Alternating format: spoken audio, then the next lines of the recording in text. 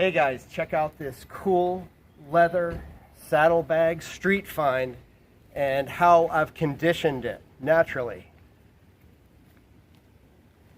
with a homemade beeswax shea butter solution emollient using a makeshift double boiler here, keeping a little ball jar suspended off the bottom of the pot with some aluminum foil, and I'm mixing in about equal amounts. Here we are with the completed shea butter beeswax solution there. Look how beautiful that is.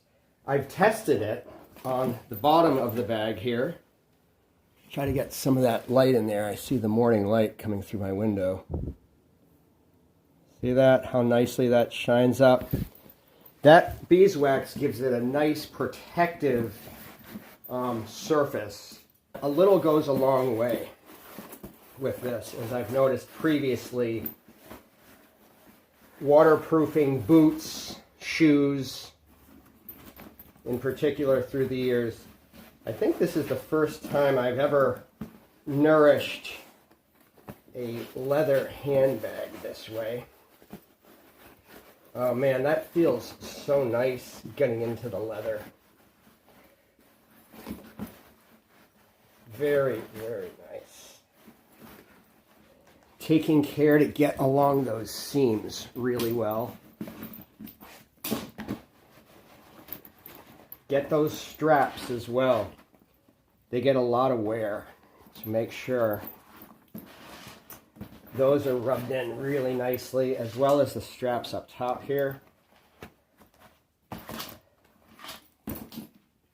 And this main strap, I've hit that a few times. The cloth really helps to soak in all that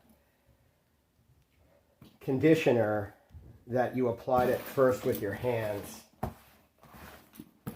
Keep rubbing it in. It's going to feel a little sticky at first, a little tack to it, but believe me, that is going to soak in very nicely.